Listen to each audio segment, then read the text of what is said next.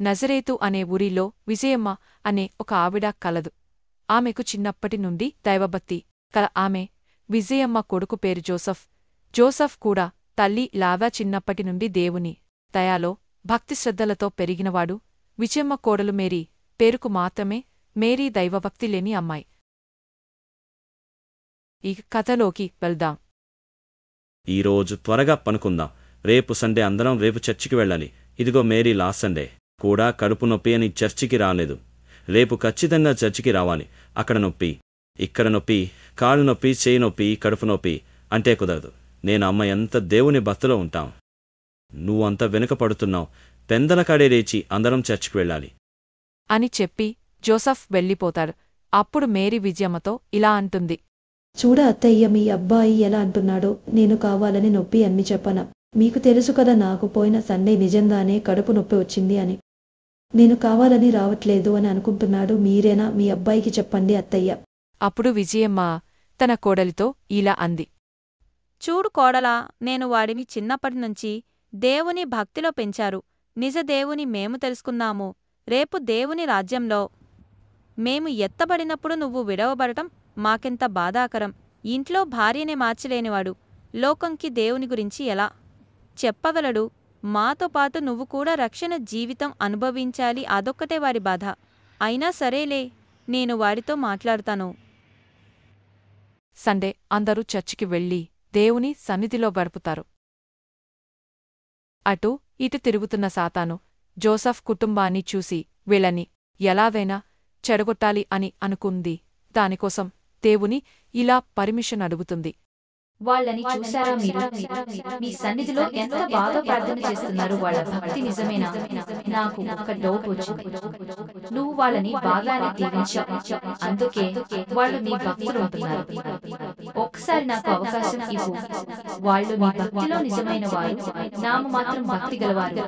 మీకే తెలియజేస్తే అప్పుడు దేవుడు సాతానుకి పర్మిషన్ ఇస్తాడు. జోసఫ్ వాళ్లని అనుమానించి కాదు, వాళ్ళు నిజంగానే దేవుని ఎరిగినవారని సాతానుకి నిరూపించాలి అని అనుకుంటాడు. అప్పుడు సాతాను మేరీలో ఉండి వాళ్ల అత్తయ్య విజయతో ఇలా అంటుంది. అత్తయ్య ఆదివారం చర్చి అంటారు, శుక్రవారం ఉపవాస ప్రార్థన అంటారు, ఇప్పుడు ప్రార్థన అంటారు. మాకు పెళ్ళై ఎన్ని సంవత్సరాలు అయింది, ఇన్ని ప్రార్థనలు చేస్తున్నారు కదా. మరి దేవుడు నాకు గర్భఫలం ఎందుకివ్వలేదు? నేనెందుకు పిల్లలు లేకుండా ఇలా ఉండిపోతున్నాను? మీ ప్రార్థనలో నిజమైతే నన్ను దేవుడు పిల్లలు లేకుండా చేస్తాడా? దేవుడు నిజమైతే నన్ను బట్టి, కాకపోయినా మిమ్మల్ని బట్టి, జోసఫ్ను బట్టి నాకు గర్భఫలం దయచేయడా? అప్పుడు విజయమ్మ తన కోడలితో ఇలా అంది. చూడు కోడలా, దేవుని నమ్మిన వారిని ఆయన మోసం చేయడు. వృద్ధాప్యంలో శరాని జ్ఞాపకం చేసుకున్న దేవుడు, రిబ్కాని జ్ఞాపకం చేసిన దేవుడు, ఎలిజబెత్ని జ్ఞాపకం చేసుకున్న దేవుడు మిన్ను కూడా జ్ఞాపకం చేసుకుంటాడు. దేవుడు ఆలస్యం చేస్తాడు కాని మనల్ని మరచే దేవుడు. ఆదు దేవునికి మనం వేడుకుందాం, చూద్దాం వచ్చే ఏడాదికి నీకు దేవుడు బిడ్డని ఇస్తాడేమో. సాతాను చేసిన కుట్ర విఫలం అవడంతో ఇలా కాదు, వీళ్ళని ఇంకా బాధ పెట్టాలి అనుకుంది. విజయమ్మకి యాక్సిడెంట్ అయి చనిపోతుంది. అయినా సాతాను జోసెఫ్ ప్రేయర్ చేయడం చూసి సాతాను ఇంకా ఆగ్రహిస్తుంది. జోసెఫ్ ఇంట్లో అత్త కోడలికి గొడవ పెట్టాను, జోసెఫ్ కి మేరీకి గొడవ పెట్టాను. కానీ వాళ్ళు గొడవ పెట్టుకున్న మళ్ళీ కలుసుకునే వాళ్ళు ఇలా కాదు అని విజయమ్మకి యాక్సిడెంట్ కలుగా చేసి ఈ లోకం నుండి పంపించాను. అయినా ఈ జోసెఫ్ మళ్ళీ దేవునికి ప్రేయర్ చేస్తున్నాడు అని ఇంకా పరీక్షించాలి. మనకి దేవుడి నుండి అనుమతి ఉంది కావున ఇంకో విధంగా జోసెఫ్ ని బాధపడాలి. నీ ప్రేయర్ అయిపోయాక ఒక షాకింగ్ న్యూస్ వింటావు, అప్పుడు కూడా దేవునికి ప్రేయర్ చేస్తావా? నేను చూస్తా. జోసెఫ్, నువ్వు చూరిటి సంతకం చేశా. అశోక్కి నష్టం వచ్చింది. అశోక్ పరారీలో ఉన్నాడు. బ్యాంకు వాళ్ళు ఆ డబ్బులు కట్టడానికి నీ ఆస్తులు జప్తు చేస్తున్నారంట. ఇప్పుడే తెలిసింది. త్వరగా ఇక్కడి నుంచి వెళ్ళిపోరా. ఏంటి మీరు మాట్లాడేది? మన ఆస్తులు జప్తు చేస్తున్నారా? ఏంటి మనకి ఇలా జరుగుతుంది? నాకు పిల్లలు లేకుండా ఉన్నాను. ఈ మధ్య అత్తయ్య చనిపోయింది. ఇప్పుడు మన ఆస్తులు జప్తు చేస్తున్నారా? మన ఇంటికి ఏదో అయింది. ఏమైందో? ఎవరు కళ్ళు పడ్డాయో ఒక్క నిమిషం కూడా నేను నీతో ఆగు ఉండను. మేరీ, ఎందుకంటే నీ నేను దరిద్రం చెప్పేది విను. నాకు చుట్టుకుంటుందేమో. దేవుడు మనల్ని పరీక్షిస్తున్నాడు అనుకుంటా. నీకేం కాదు, నేనున్నాను కదా. ఇద్దరం కలిసి దేవునికి ప్రేయర్ చేద్దాం. నువ్వు ఎక్కడికి దేవుడు వెళ్ళొద్దు. దేవుడు అన్నావుగా, నువ్వు నీ దేవుడు ఏమైనా చేసుకోండి, నా దగ్గరికి మాత్రం రావద్దు. ఆగు మేరీ, నేను చెప్పేది విను. దేవుడు మనల్ని పరీక్షిస్తున్నాడు అనుకుంటా. నీకేం కాదు, నేనున్నాను కదా. ఇద్దరం కలిసి నేను దేవునికి ఆగాను, ప్రేయర్ మీరు మీ చేద్దాం. దేవుడు ఏమైనా నువ్వు ఎక్కడికి చేసుకోండి. వెళ్ళొద్దు. మీతో ఒక క్షణం కూడా ఉండను నేను. మీ దేవుని విడిచి నాతో వస్తే మా ఇంటికి రండి, లేదు దేవుడే కావాలంటారా, నా కోసం రావద్దు. అలా తన ఆస్తులు పోవడంతో ఉండడానికి చోటు లేక ఊరు చివర ఒక గుడిసె వేసుకొని అందులో జోసెఫ్ ఉంటున్నాడు. అయినా జోసెఫ్ తన ప్రార్థన ఆపకుండా దేవునికి ప్రార్థిస్తూ ఉన్నాడు. దేవుడు ఇచ్చాడు, తీసుకున్నారు. దేవుడు ఇచ్చిందే మళ్ళీ దేవుడే తీసుకున్నాడు. ఎందుకు ఈ విషయం అందరికీ అర్థంకాక దేవుడు నన్ను పరీక్షిస్తున్నాడు అనుకుంటా అని అనుకోకుండా దేవుడు లేడు, దేవుడు నాకు ఏమీ లేకుండా చేశాడు అని అనుకుంటారు అందరూ. ఎందుకు అని దేవునికి ప్రార్థన చేస్తాడు జోసెఫ్. ప్రేయర్ చేసుకొని పడుకున్న జోసెఫ్ దగ్గరికి అతని స్నేహితులు వస్తారు. వారు జోసెఫ్తో ఇలా మాట్లాడుతున్నారు. ఇలా జరుగుతుందని అనుకోలేదు. అశోకు ఇలా నిన్ను మోసం చేస్తాడు అని అనుకోలేదు. నువ్వు కూడా ఆలోచించకుండా సంతకం చేసావు. ఇప్పుడు చూడు, రోడ్డు మీదకొచ్చావు. ఆ రోజు మేనడిగితే మన స్నేహితుడికి మనం సహాయం చేయకపోతే ఎవరు చేస్తారన్నావు. మరి ఇప్పుడు మీ ఆపదల్లో వాడు ఉన్నాడా అంటే లేడు. అయినా చాలా నీరసంగా ఉన్నావు. ఎందుకు? మొన్న మనం బ్లడ్ ఇద్దామని హాస్పిటల్లో బ్లడ్ ఇచ్చాను, గుర్తుందా? హాస్పిటల్ వారు ఎందుకు ఫోన్ చేశారు, హాస్పిటల్కి రమ్మని చెప్పారు. మేమిద్దరం హాస్పిటల్కి వెళ్ళి నీకు తినడానికి ఏమైనా తీసుకొని వస్తాం. హాయిగా నిద్రపోతున్నావా? నిద్రపో. రేపటి నుంచి నీకు నిద్ర ఉండదు. రేపు నీకోసం ఇంకొక సర్ప్రైజ్ ఎదురు చూస్తుంది. ఆ సర్ప్రైజ్ విన్నాక కూడా ప్రార్థన చేస్తావా? చూస్తాను. జోసెఫ్, నువ్వు నమ్మిన దేవుడు నిన్ను మోసం చేశాడు. అమ్మని తన దగ్గరికి తీసుకెళ్లాడు. మేరీ కష్ట సమయంలో నీకు తోడు లేకుండా వెళ్ళింది. స్నేహితుడు నమ్మి సంతకం చేసినందుకు వాడు నిన్ను మోసం చేశాడు. ఇప్పుడు దేవుడు కూడా నిన్ను మోసం చేశాడు.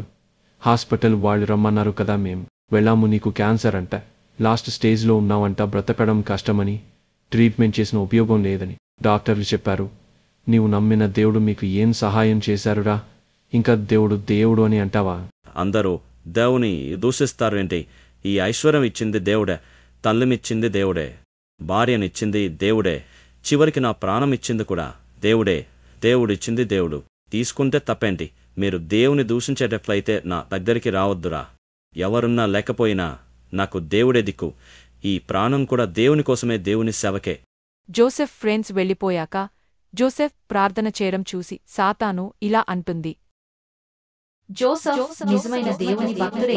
ఇన్ని కష్టాలలో కూడా దేవుడు వద్దనకుండా ఇంకా దేవునికి ప్రార్థిస్తున్నాడు. ఇప్పుడు దేవుని మాట గెలిచింది. దేవుడు చెప్పినట్టు జోసెఫ్ నిజంగానే దేవుని భక్తుడు. ఆయన దయలో భక్తిలో పెరిగాడు. ఇంకా నాకు జోసెఫ్ దగ్గర పని లేదు, నేను వెళ్ళిపోతున్నాను, నాకు అనుమతి ప్రభు. సాతాను వెళ్ళిపోయాక జోసెఫ్ నిద్రిస్తుండగా జోసెఫ్ కలల్లోకి వాళ్ళ అమ్మ విజయమ్మ ప్రభువు కలలోకి వచ్చి జోసెఫ్తో ఇలా మాట్లాడతారు. జోసెఫ్, నీ కష్టాలు త్వరలో తీరిపోతున్నాయి. నేను మరలా మన ఇంటికి రాబోతున్నాను. నువ్వు దిగులు పడకు జోసెఫ్. ప్రియ నా బిడ్డ, ఇవి కష్టాలలో నన్ను విడవలేదు. వాళ్ళ నమ్మకమైన దాసుడా అని పిలవచ్చు జోసెఫ్. నేను నా బిడ్డలను పరీక్షించుటకు కొన్ని కష్టాలు వారికి ఇవ్వగానే వారు దేవుడు లేడు, ఏమీ లేదు అని నన్ను వదిలి వెళ్ళిపోతారు. ఆ సమయంలో సాతాను విజయం సాధిస్తుంది.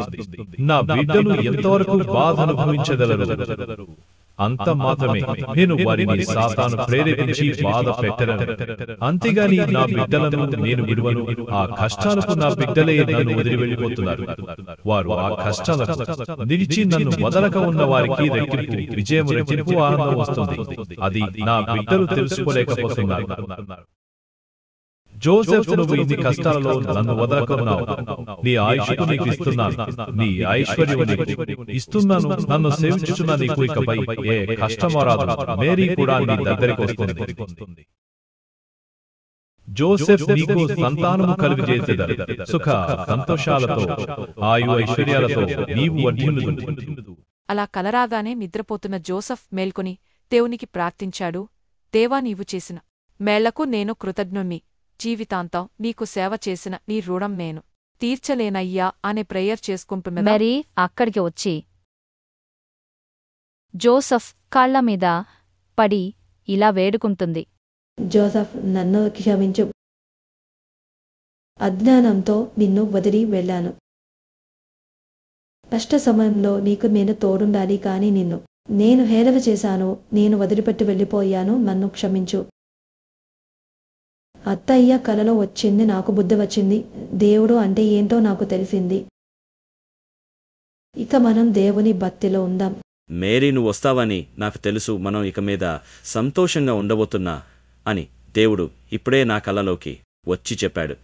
చాలా సంతోషంగా ఉంది మేరీ, నువ్వు దేవుడిని తెలుసుకున్నందుకు. ఇక త్వరలోనే మనం శుభవార్తలు వింటాం. మేరీ, నువ్వొచ్చావా? జోసెఫ్ హాస్పిటల్లో రిపోర్ట్లో మారిపోయాయంట. మేరీ మీ దగ్గరకు వచ్చింది. నీకు ఏ కాన్సర్ లేదు. ఈ విషయం నీకు చెప్పాలని వచ్చాను. మేరీ కూడా వచ్చింది నీ దగ్గరికి. సంతోషం. నీ పనికిరాని షేర్లు ఇప్పుడు కోట్గా విలువలు చేస్తున్నాయి. నువ్వు నమ్మిన దేవుడు నిన్ను మోసం చేయలేదు. మేరీ కూడా వచ్చింది. నీకు ఏ కాన్సర్ లేదు. మీ ఐశ్వర్యం రెట్టింపు అయింది. ఇక నుంచి నేను కూడా నీతో పాటు చర్చికొస్తాను. మీ దేవుడే మా దేవుడు. అలా చెప్పి జోసఫ్ స్నేహితులు వెళ్ళిపోతారు. జోసఫ్ మళ్ళీ తన పాత ఇల్లు కొనుక్కొని అందులోనే ఉంటూ ఆనందంగా ఉంటారు. జోసఫ్ మేరీకి పాప పుడుతోంది. ఆ పాపకి విజయ అని పేరు పెట్టి జోసఫ్ తన కూతురిలో తన అమ్మని చూసుకుంటూ దేవుని యందు భయభక్తులతో వారి కుటుంబం ఉంటుంది. జోసఫ్ తన సాక్ష్యంతో ఇంకా అనేకులను దేవుని తట్టు తిప్పుతాడు.